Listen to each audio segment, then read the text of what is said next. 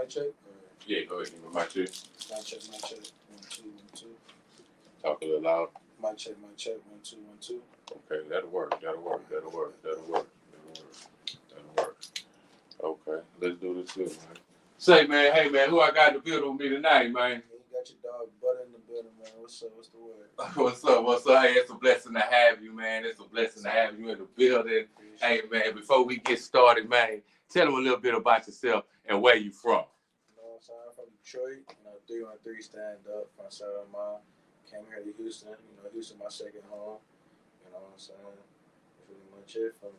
That's what's up. That's what's up, man. We're gonna start from the beginning, man. Let's just start from the very, very beginning. Let's just do that. It was maybe, you was a kid, maybe coming up. It was one time, it was some moment to where you heard some, I don't know who it may have been, you heard some music and you was like, man, that's kind of dope. I don't know if you was with your uncle, your big brother, somewhere you heard some music, man. Can you tell us about that time when you found that music out that you do that, say, man, I can do that? You want me to be so real? Yeah. I probably was like, I was a little child when I heard Chris Brown. Okay. Everybody told me I looked like him and stuff. And then I just rocked with him. Like, he was doing some really, some cool shit. But then as I got older, it kind of weird. Anybody who do melody music. So it started off with NBA Youngboy, then it went to Rod Wave. And then, that era of melody music just hit my soul. And it was I had a different feel for music. Like, hearing now, oh yeah, I can do that right there too. Cool. With that being said, when was the first time that you acted it out? You in the restroom with the cone, with the mic. When was the first time that you said, hey man, I can do this? And tell us a little bit about that experience. I was young again, listening to Chris Brown. You know what I'm saying? Chris Brown hit my mom. When you was young, your mom used to hit that. Now dance for your people that you do when you by yourself. It was one of those moments. And I did his whole Christmas thing. I just remember I did his whole Christmas thing, walking down the little thing. You know what I'm saying? And then the wall to wall. I used to want the little contest to be like, let me go to wall to wall. So that was my first moment. That's cool. That's cool. With that being said, let's take it up a notch. Mm-hmm. So now you done got into the process to where you're about to record your first song. When you going into your first studio, man, was you nervous? Tell us a little bit about that experience, actually going in the studio, recording your first record. So to be real, I never actually been in the studio. I did all my music in my garage. Okay. But my first time actually recording myself without knowing how to do stuff, I probably got hundreds of songs I just never finished because I never liked them. Mm-hmm. So I'll start one and then I'll go back and listen. Nah, I ain't messing with that.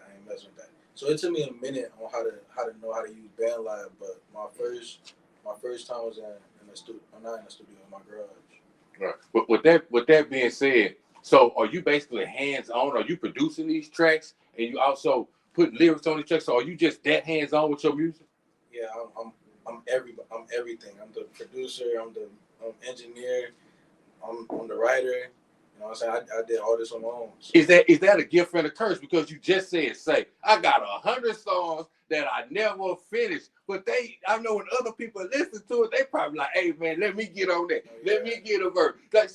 Is that a gift and a curse? Because it seems like you just babying them. You babying these records and you don't want to give them to us, man. Is that the issue? What's going on, man? I say that big time a gift and a curse. I say it's a gift because if I wasn't able to do it on my own in the beginning, I wasn't gonna have the success I had because, it costs to get in the game. I'm gonna be real. So if I would have paid for all the studio time and all this, and I would have had my emotions or something go wrong, I probably never got the songs I would have got. But then the curse part is the ones I don't let out. Because I can easily have somebody come help me. They probably know a better auto tune for me, and I don't. You know what I'm saying? Since I already did it by myself, it's kind of hard for me to go into a studio. You feel me? Right. So right. Definitely. That's kind of crazy though. But let me ask you this: what is your process? Do you make the beat and then write at the same time? Do you finish the track then write to it? What's the process when you're putting these songs together? So a little thing you want to know about it. You feel me? So what I like to do is I like to listen to new music, and then if I hear something or anything, when MJ said he let the music come to him, I felt that. I let the music come to me. You know? Right. So it's like it's kind of that it's like that. Like I hear music, if I got my own little twist to it, I'll write something. Sometimes I'll finish it. Like if I'm like on it, like right in there, it's like as a gift because I can finish it right there. But sometimes it'll just be thoughts that come to me after I hear something else. Right. And I'll just keep it in the vault until it's time to put on beats. And then with the beats, YouTube or people send them to me, and then we go from there. Okay, check this out. Check this out. Houston has its own culture. It has its own its own vibe. We it's straight shots out to H the North and the South. We are one. Coming from Detroit, are you trying to blend in with the Houston culture, or are you strictly Detroit, or you just an artist? Which way you coming when you presenting yourself as an artist? You know, I love Houston. I hope they don't take this no way. Definitely not trying to blend in. I love the culture, but I'm definitely just an artist. You know, some people will even say I sound from like I'm from Detroit, but you know, I'm just me, and I just love to make music, and I love to.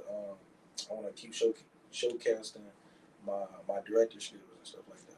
Right on. With that being said, with being such hands-on, is it the fact that you enjoy, the process and going through the process, or is it just you a crazy motherfucker to work with, and you hard to work with, and you don't trust other motherfuckers? Which one is it, man? Or is it a little bit of both? I think bro know me. Huh? Nah, but for real, I say I wouldn't say I'm a hassle to work with, but like, I be trying to picture and envision it because I never done it. I know I give my all, but I wouldn't be fully me. I'll probably later on, yeah, but right now, you know, it's probably a hassle. But then the if you asked me 2 years ago that I love the process of making music, I would tell you fuck no, hell no. I hated the beginning of trying to find my sound and how to find the correct auto tune to help my voice be the best it could be, or just how to actually piece a song together to make it actually sound like a song, like not just bullshit. So in the beginning, no. But the moment I started actually like I made my first like 2 songs and people that actually fuck with it, it just got a little bit easier. Right. If that makes sense. It makes sense. Like it just got a little bit easier, but in the beginning, no. Right. With that being said, when you release your music, what's the reaction that you want from the people that's actually consuming and listening to your music? For the new people that never heard of you before, and from the people that's been following your music, how do you continue to make good music for those people, but continue to gain fans at the same time? Is that a process that you go through and a thinking process when you write your music? Not anymore. At first, I would say I was like, it was a little moment before I dropped any of my music. It was times I'll make songs for my listening, and then I'll try to make songs for other people listening. Right. But then when we actually dropping music, and then people come up to me telling me how they mess with my music and how it's felt, and then the ones that they mess with the most is the ones that's like actually for me, and like that I feel are just my story or just like my life. Those are the ones that people be fucking with. So now it's just making music that I personally love the most, but it's like a genuine feel though. Like I know everybody will feel it if they've been through what I've been through. Right on. With that being said, not to categorize, yourself in a box with anybody, but who are some of the people that inspired some of your music, some of the way that you go at, creating your craft? We got Lil Papa. Okay. We got Hurricane Wisdom. Okay. We got NBA Youngboy. Okay. We got Rod Wave. I got a top 5. Hold on. And then I say I forgot the first 3 letters, but it's Faso. Okay. Okay. Well, so with that being said, I'm a rebuttal type of guy. Who are your top 5 artists of all time? I don't do it all the time. But you said artists? Artists. Like you talking artists. Artists. Chris Brown. Okay. MJ. MJ really the GOAT. Like he really like changed the hunger. Yeah. MJ the GOAT. I gotta go Lil Wayne. Okay.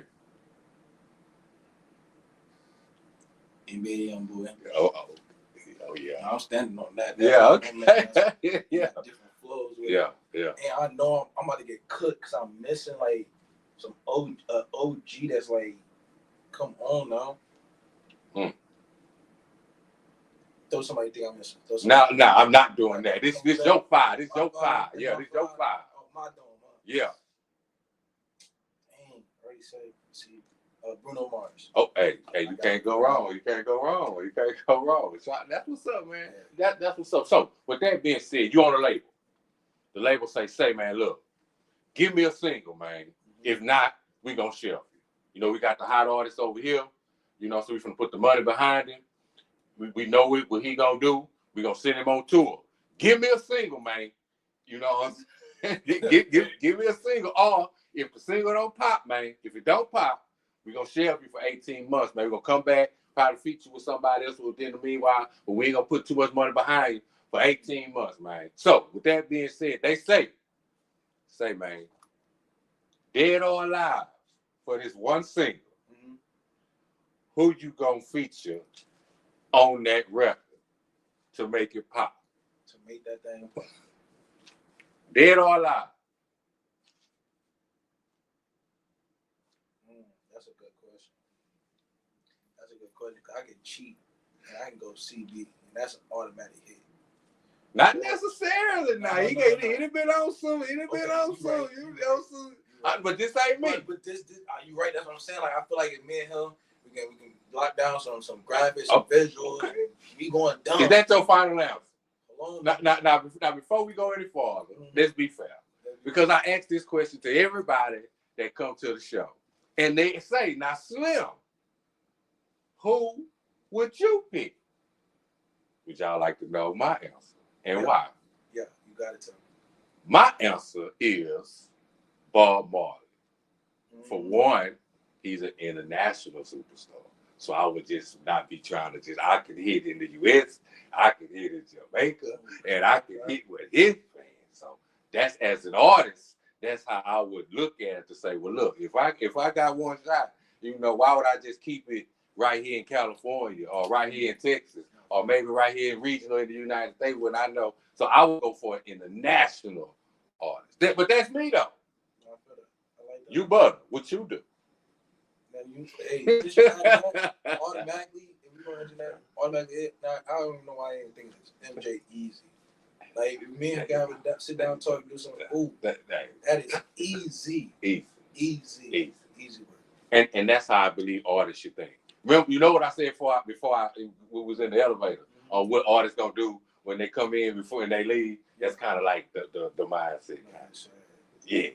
Yeah. Okay, but we ain't done yet. So, with that being said, the song was successful. You went back on tour. So now they on some, hey, we need another single. Okay, so you hot now. Cool. You cool. You hot. You pull up to the studio. In Studio A is Timberland.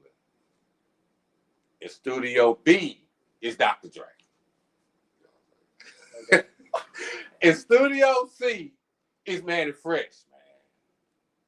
And then, you know, in Studio D, you know, we're going to go with Jazzy Faye. Which studio are you going to walk in for your next hit, man? You going to hate me on this one. I'm going Timberlake. Hey, I ain't mad. I'm going Timberlake. Yeah, y'all going to hate me out. Yeah. I'm going Timberlake. Right on. Justin go do me justice. Right yeah, on. he go help me. And it's all about the visuals for me too. Like if I see someone that also do visuals themselves on their own songs, now they also go hit me because you said Manny Fresh. Who's the other one? One of them I did not know. It was the last one. Jazzy Faye. Yeah, Jazzy Faye. Yeah. Yeah, they go hit me. I don't know what that is. Okay. Who she He produced a lot for T.I. You know, that Atlanta sound. Ooh. You know, he yeah. Yeah, a lot of that T.I., a lot of that, you know, that, yeah, he got some shit with Chris Brown too, though. You know what I'm saying? Yeah, he pretty dope. With that being said, if you studied the essence of hip hop, because I'm big on, like, a rapper should study where he is, who done this for him. I'm big on that. I feel like, rappers should pay. So if you studied the essence of hip hop, you know the rules. The rules mean ain't no copycat, no nothing. What do you bring to the game? When it's all said and done, they could say, Butter brought this. So no matter what they say about Soulja Boy, I don't care what they say about him. He brought that shit to the game, man. That's your job as a hip hop artist, man. As an artist, that's your job. So that's how it stay fresh. Mm-hmm. What do you bring to the game? I would just say a lot of pieces of art that need to be shown, like, from me. So, it's not really necessarily copycat, but I got my own vision, my own way I want my videos to be shown, the way I want my life to be shown, and I just feel like a lot of people can rock with that. That's what's up. That's what's up, man. That's what's up. Tell us about the single that you put in their face right now. Tell us about the single. My friend, you know what I'm saying? One of my biggest ones. Thinking about my dogs when we was in school, and when we was out of school too, and we just had the hard times. Didn't know what the fuck we was gonna do.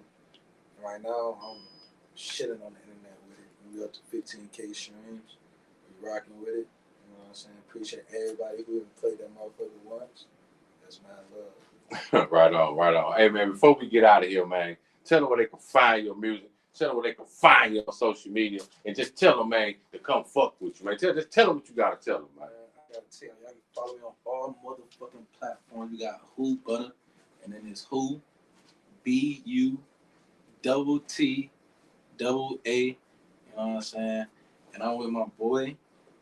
God damn, I'm fried. Fuck, I'm gonna. That's what's up. No, bro, what the hell?